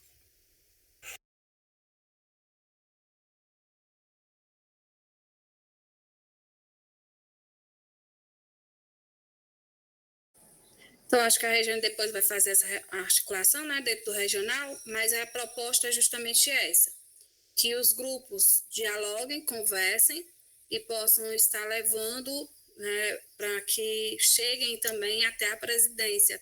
Tem o link, como você mesmo disse, que está na página, né, seguinte, do cronograma. Aí tem um link onde os presidentes irão estar respondendo, mas aquilo que já vai vir também das bases, né? Então, é de fundamental importância. Aqui é uma provocação, tá, Zélia? Mas aí agora os pares, as dioceses, as organizações podem estar fazendo. Sim, o prazo está até maio. Aí a gente tem aqui o mês de abril, maio, então vocês podem estar fazendo essas provocações e a partir daquelas perguntas que tem em cada eixo e em cada urgência. Aí vocês respondem dentro da realidade de vocês e automaticamente o Reginaldo envia. É isso, né? Essa nova presidência assumiu agora, né, em março, e temos muito o que fazer e o tempo está muito curto até o encontro, né? Mas a gente tem que fazer o possível para realmente a gente cumprir, né, com esse dever de casa. Então, Zélia, eu acho que nós podemos continuar com aquele grupo que está lá, certo? E, de repente, a gente até já colocar algumas pessoas para pensarem, para dinamizarem o estudo desse grupo, né? A gente marcar algumas reuniões, que não pode ser muitas também, porque está em cima, para que a gente possa responder, né, a esses questionamentos, para fazer esse encaminhamento e para a gente também refletir mais, né, tudo isso que a Érica está deixando aí para a gente, tá? Então, quero contar com você para estar nesse grupo também aí, pensando, articulando. Você aí também, viu, Zoélia, que já estão na formação, para ver de que forma nós vamos poder dinamizar concretamente esse material. Lembrando que o nosso grupo lá no WhatsApp, ele só será desfeito após o encontro nacional. Então, até lá o encontro, o nosso grupo segue firme com todos os delegados e os convidados que surgirem nesses próximos dias em que as inscrições ainda estiverem abertas, tá bom, Zélia? E daí lá a gente pode sim discutir sobre isso. A próxima a perguntar é a Maria Lúcia. Não é bem uma pergunta, é só uma observação, né? Primeiro agradecer por essa oportunidade de participando, né? Muito bom o conteúdo. Então, assim, eu tenho uma provocação, né? E uma preocupação. É um desafio para os grupos fazer chegar esse material até o chão das paróquias. Então, o que a gente percebe nas paróquias é que os movimentos, eles pouco têm informação, né? Os participantes, os membros dos diversos movimentos, eles não têm essa compreensão, esse conhecimento. Então, se faz necessário que isso chegue até os membros dos movimentos, que chega ao chão da igreja, porque nossos irmãos precisam realmente serem evangelizados, né? Eu acho que só a oração é necessário, sim, mas a formação, ela nos dá a segurança, né? Nos dá estabilidade. Então, é necessário, é um desafio, né? O desafio é fazer chegar essa reflexão ao chão das paróquias. Eu sou da Arquidiocese de Maceió e sou aqui da paróquia de Santa Terezinha. Faço parte do ramo da Liga de Mães, né? Então, estou aqui para me inteirar, para levar para o meu grupo essas reflexões. Já participei uma vez também de um encontro do conselho e tenho essa vontade, né, de levar todas as informações para o grupo do qual faço parte. Érica, eu posso só acrescentar na pergunta dela, porque o que eu queria trazer já estava dentro disso que a dona Maria Lúcia traz. Porque eu acho que a comunicação é a grande responsável por resolver esse gargalo de como chegar nas bases. Se a gente tem uma boa comunicação, se a gente consegue chegar no leigo através das redes sociais, do rádio, da televisão, da imprensa católica, a gente chega nessas bases que a dona Maria Lúcia traz. Mas aí, o instrumento, ele aponta no eixo de estrutura lá para a comunicação e para mim é um assunto muito, muito caro, já que é onde eu me encaixo bem, E daí ele abre muitos espaços, mas ele não responde para mim como nós devemos pensar a comunicação do CNLB. O CNLB vai se comunicar como uma instituição ou o CNLB deve se comunicar atingindo aquele leigo da forma que o Frei Gilson vem atingindo e arrastando 1,5 milhão de pessoas todo dia de 4 horas da manhã? Ou ele vai se comunicar como o Padre Marcelo Rossi, que todo domingo de manhã arrasta milhares de pessoas para frente da televisão para a Santa Missa lá na TV Globo? Qual é a opção do CNLB na hora de encontrar-se com esses leigos? Eu acho que é a partir dessa resposta que a gente consegue chegar lá na base que a dona Maria Lúcia tão bem lembrou, e que com certeza é o gargalo. Às vezes até aqui na nossa arquidiocese, eu sou da arquidiocese de Olinda e Recife, nós temos 152 paróquias que estão em Olinda e no Recife, mas paróquias que estão a mais de 1 hora de distância da nossa cúria, a mais de 2 horas da nossa igreja catedral. E muitas vezes essas paróquias, elas não conseguem saber o que é o laicato, não conseguem saber quais atividades que o laicato fazem, porque elas vivem praticamente às margens da realidade da nossa arquidiocese. E a gente sabe que isso é um grande problema de comunicação. E eu penso que em uma arquidiocese como a nossa, e as margens de completar seus 350 anos, isso é uma realidade, em outras dioceses que por mais tempo ficaram presas a dioceses grandes como a nossa, e que pouco conseguiu avançar na questão da comunicação, essa questão de chegar na base é muito difícil. E, consequentemente, se os diocesanos que são responsáveis por fazer o repasse não conseguem fazer, esse elo não vai acontecer jamais.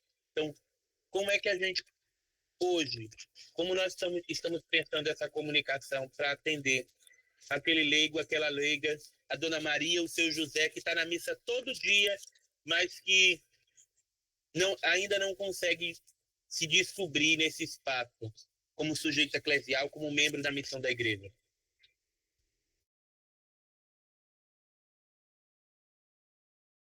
Paulinha, tem mais alguém? Alberto levantou a mão.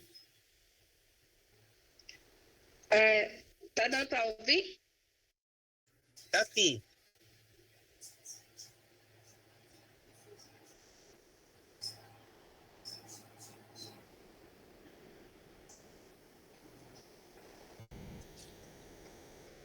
Acho que a gente está tendo o microfone da Érica. A gente está tendo um probleminha com o sinal da Érica. Pronto. Passa aí para o Alberto, é o próximo que levantou a mão. Mas deixa a Érica voltar, Regiane, porque para ela poder responder, Eita, né? faltou energia. Oh, meu Deus.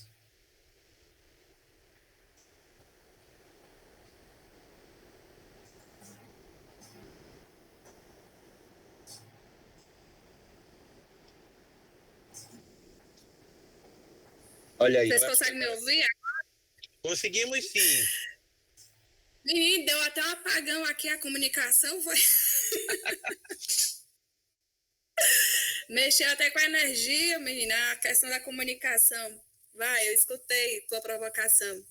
Mas tem alguém com a mão levantada, que depois eu escutei que a Regiane estava dizendo que tem alguém, é o Jair Lima, é?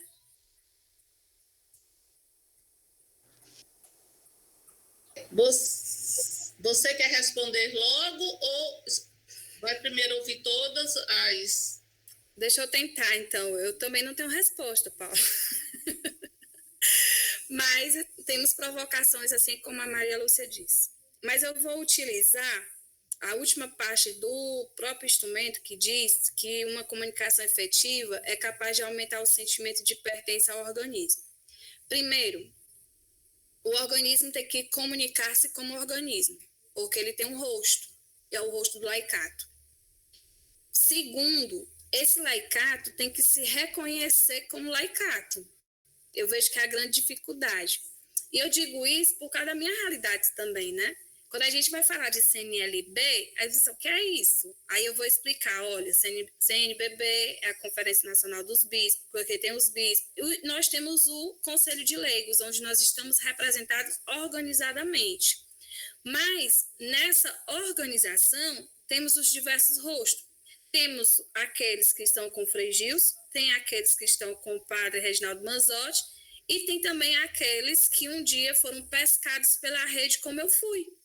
Foi através da comunicação que eu conheci o CNLB realmente. Porque aí, a partir disso, mas aí sabe aquele sentimento de pertença? Aí eu vou trazer um exemplo, não sei se facilita ou piora, ou dificulta, mas trago muito na minha vida o exemplo da mulher na beira do poço, da samaritana. Ela dialoga, ela se comunica com Jesus, certo? E essa comunicação lhe faz perceber o quanto é importante aquele momento que ela está vivendo. Ela tem uma comunicação com quem conheceu a sua história, deixou-se conhecer. Jesus pergunta, Jesus já sabia, mas perguntou a ela, conte-me, né, da sua história, e ela começa a falar. Então, a comunicação tem que dar oportunidade para que eu fale, ou seja, o organismo, mas também tem que dar oportunidade para que o organismo conheça o outro rosto que está por ali. E automaticamente algo muito bonito que talvez a gente poderia trazer para o âmbito da comunicação. O que aconteceu com a mulher samaritana? Ela não se conteve e saiu e falando da grande maravilha do encontro que teve com Jesus e começou a evangelizar.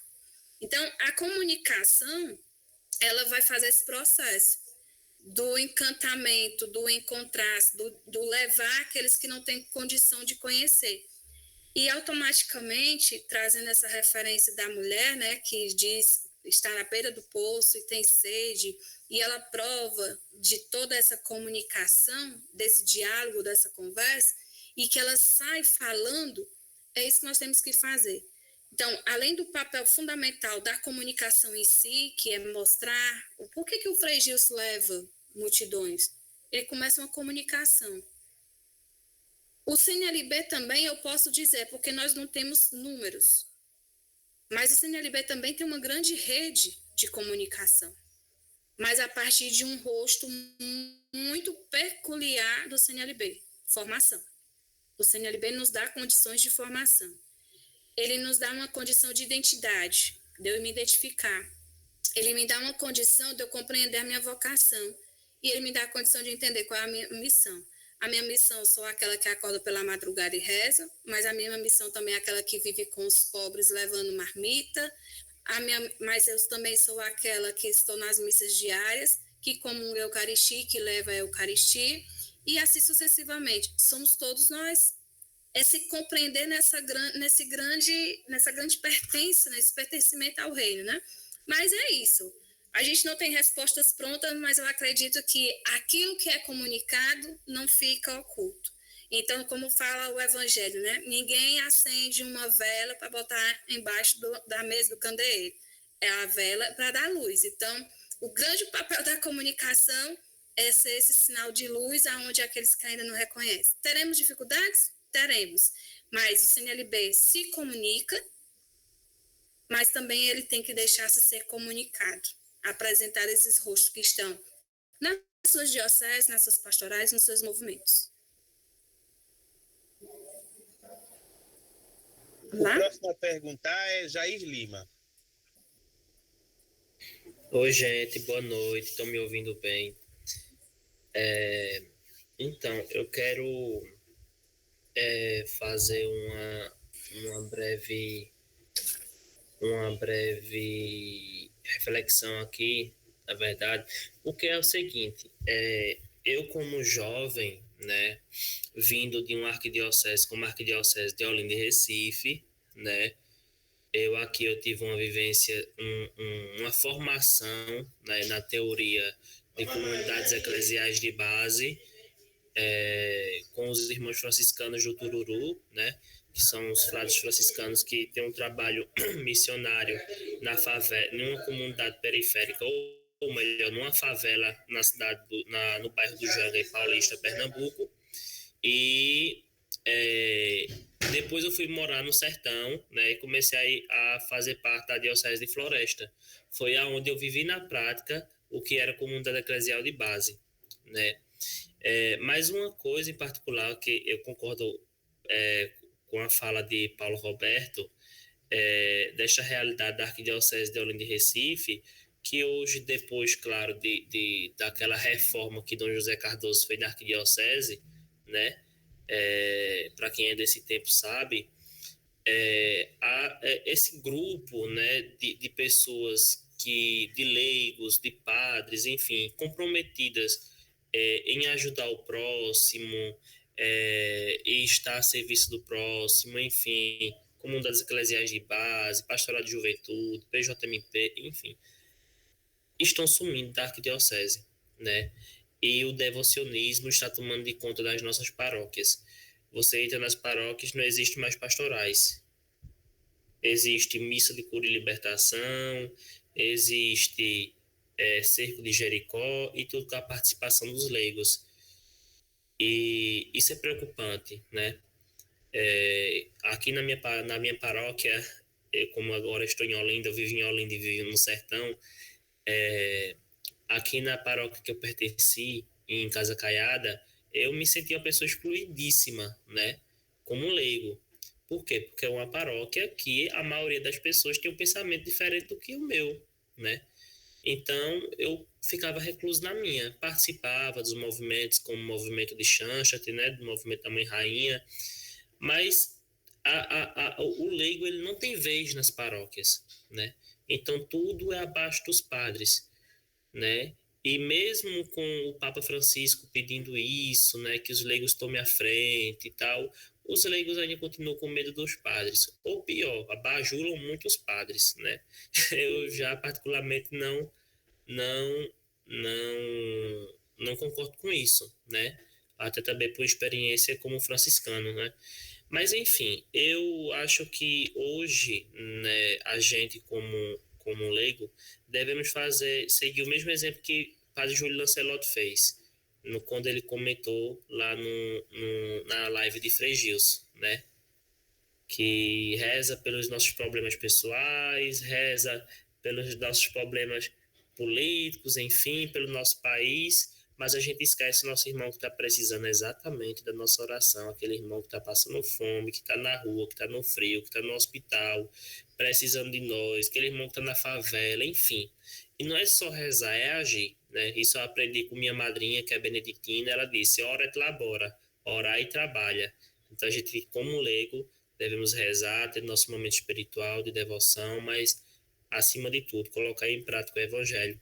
E como jovem, né, a gente, quando eu entrei no CNLB de Floresta, a gente começou, né, a comissão de comunicação do CNLB de Floresta, né, e graças a Deus está andando, uma diocese que os leigos, graças a Deus, tomam a frente de tudo, sempre está caminhando juntos, né? E agora o nosso próximo passo é fazer a comissão de juventude, né? Importante. E fazer essa participação. Graças a Deus, agora quase todas as paróquias da diocese de Floresta, né, está tendo representantes. Até uma paróquia que ela é conhecida, né, pelo devocionismo, que é a paróquia de Tacaratu, por São Santuário Mariano, graças a Deus está no CNLB, né, estão participando, enfim.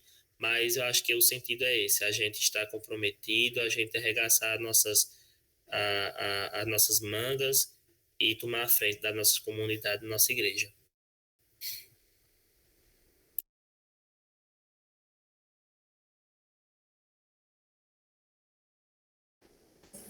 Bem, tem mais alguém?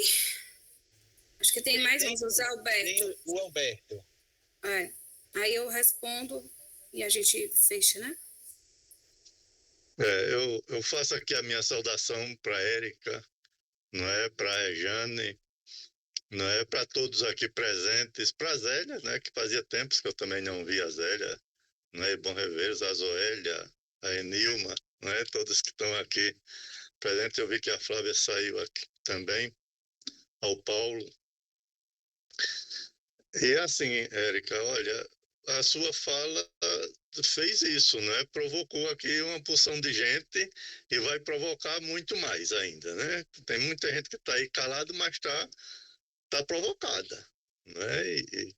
E que bom que foi assim. Eu estava aqui lhe ouvindo e lembrando que nós estamos indo para esse 8º encontro, e eu estava lembrando lá do 6º encontro, enquanto você falava, lá em Mariápolis, lá em São Paulo, lembrando principalmente do que foi a motivação dele, do 6º encontro, que foi agir a partir dos sinais dos tempos na força do Espírito Santo.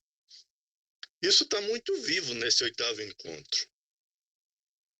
E são muitos esses sinais, né, que estão aqui presentes, mas assim também, né, ouvindo as suas provocações, as suas reflexões, né, de falas como as que nós já tivemos aí, dessa do Jair, às vezes nos angustia como leigos, não é?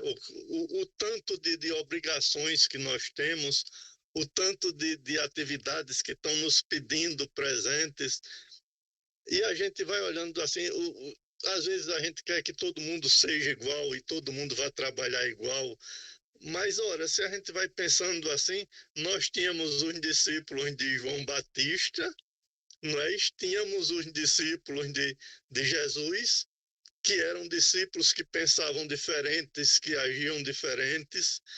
Nós tínhamos, até mesmo entre os 12, gente como Judas, que era zelota, e gente como João, que era pensador.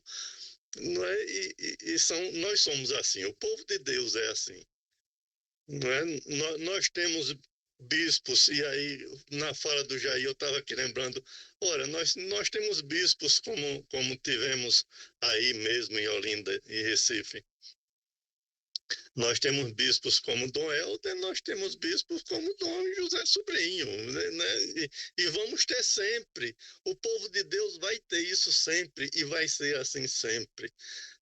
Tem os profetas, tem os que vão brigar com o povo, tem os que vão estar junto ouvindo, tem os que vão estar junto fazendo, tem aqueles que vão distribuir o pão, tem aqueles que vão recolher os cestos dos pães que sobraram. E o povo de Deus vai ser assim sempre. Eu fico pensando comigo sempre assim. O povo de Deus vai ser sempre assim. Não é? E às vezes nós queremos nos angustiar porque não conseguimos que todos sejam, não é, talvez em algum momento como Judas, que era zelota naquela briga que ele tinha. Alguns outros seria bom que todos fossem como João, que pensava, que ouvia, que era atencioso.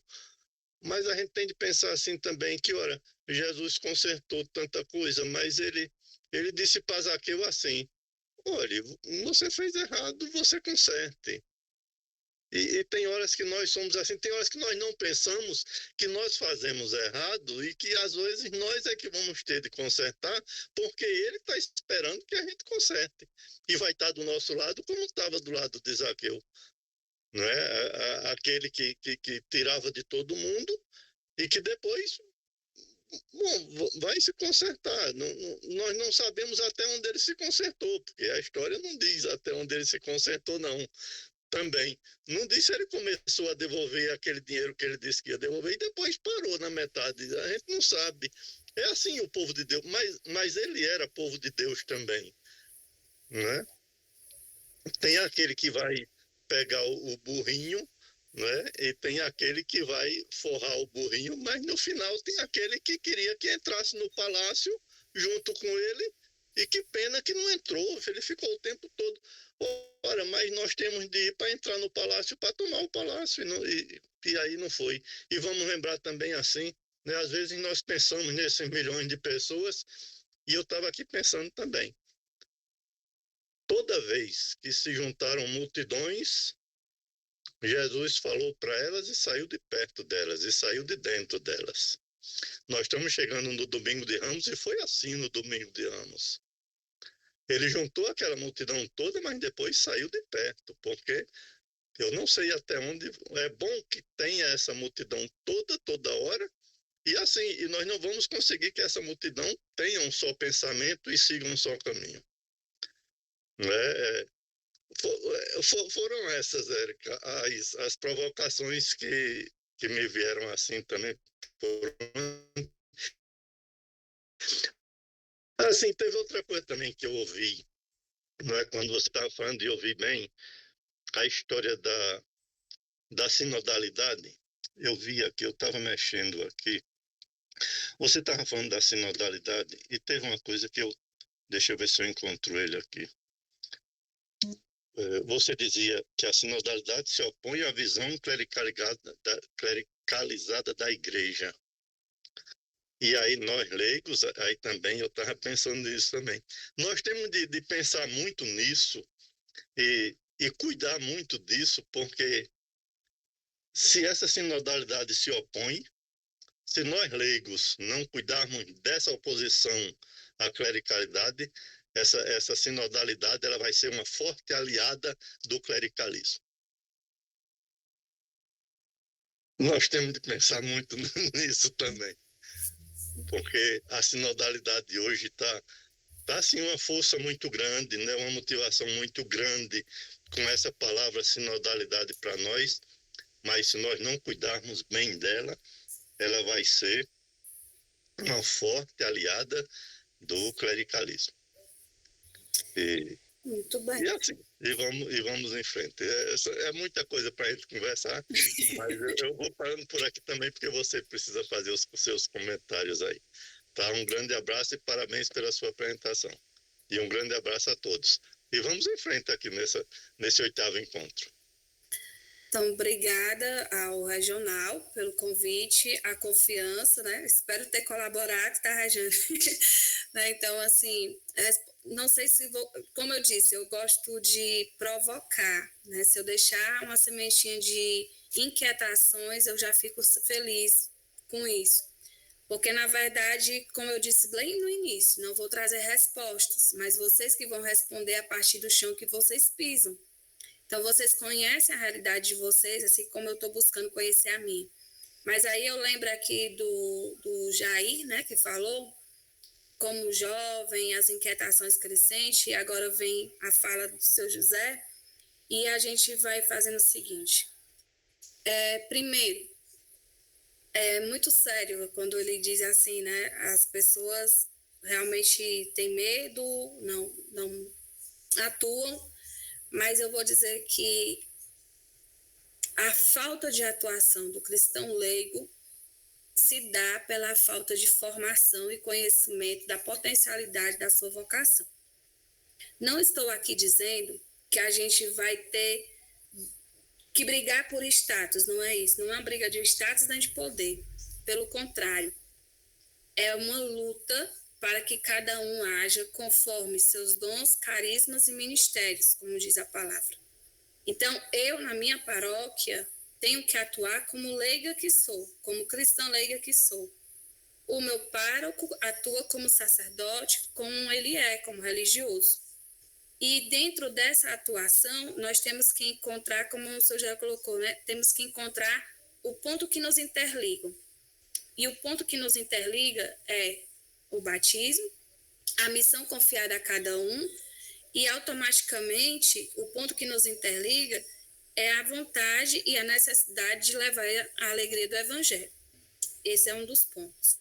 Eu entendo, porque também já sofri como criança, como jovem, da parte da base, e pela essa falta de formação, de não empoderamento, que eu não gosto muito dessa palavra, né? Mas essa falta mesmo de compreender qual o meu papel como cristã leiga, como ministra da palavra que aqui sou, né? Estou ajudando, colaborando com a igreja, como uma liderança que eu sei que a gente tem que pegar isso para a gente também.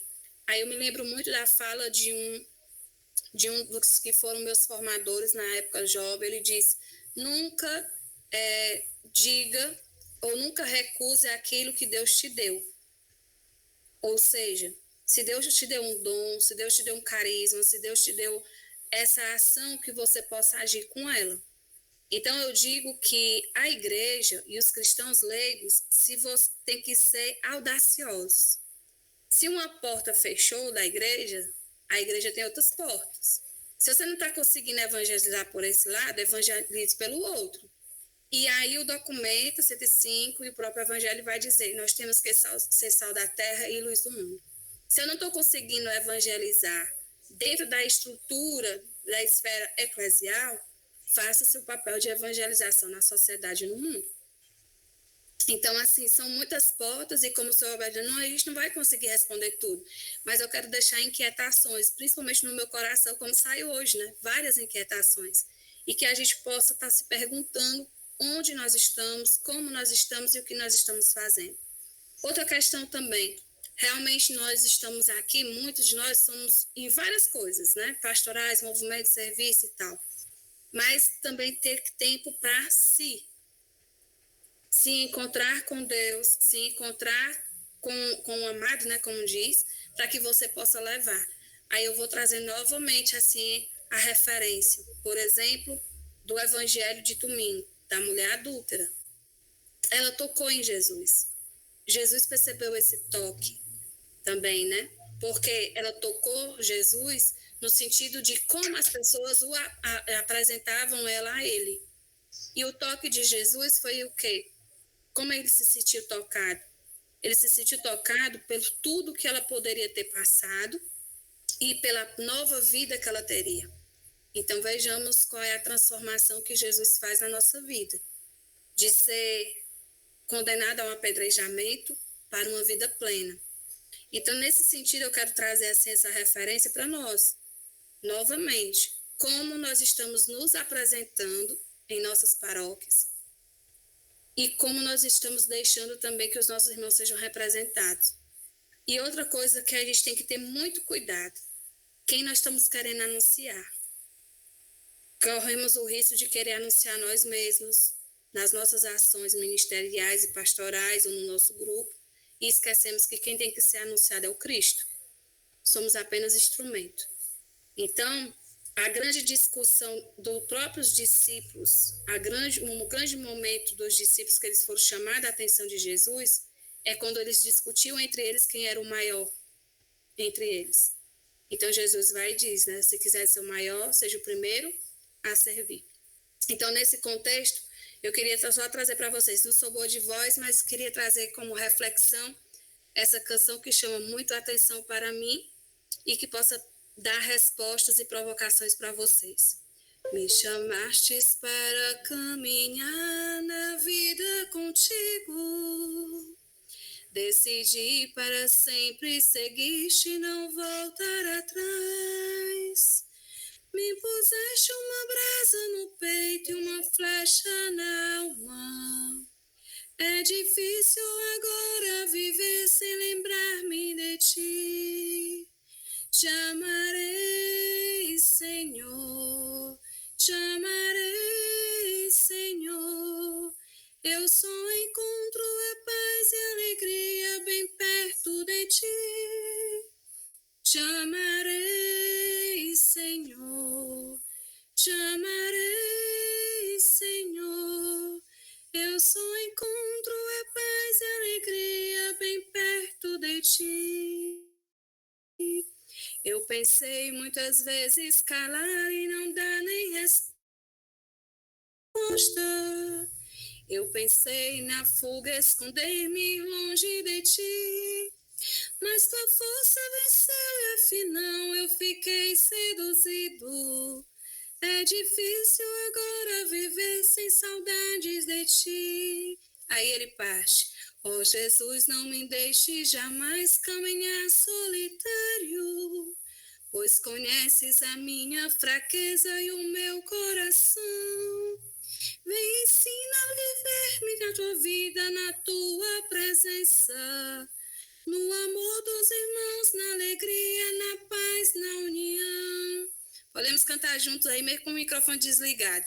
Te amarei, Senhor, te amarei, Senhor. Eu só encontro a paz e alegria bem perto de ti. Te amarei, Senhor, te amarei, Senhor. Eu só encontro a paz e alegria bem perto de ti. Amar o Senhor é amar a missão. Amar o Senhor é amar o irmão. Encontramos a paz e a inquietação, mas é só na alegria do encontro com o irmão que verdadeiramente estaremos no encontro com Cristo. Gratidão por esse momento e que Deus e Nossa Senhora possa sempre estar junto com vocês na grande missão. Somos uma igreja em saída, uma igreja em missão, mas quando conhecemos a nossa vocação, o nosso chamado, e não estamos sozinhos, estamos uns com os outros. Que Deus abençoe. Obrigada, Érica, de coração, muito obrigada. Tchau, gente, eu vou ter que sair, que estou me esperando aqui numa reunião aqui da paróquia. Beijo. Beijo. Paulinho, 5 minutinhos, eu preciso falar com você. Oi.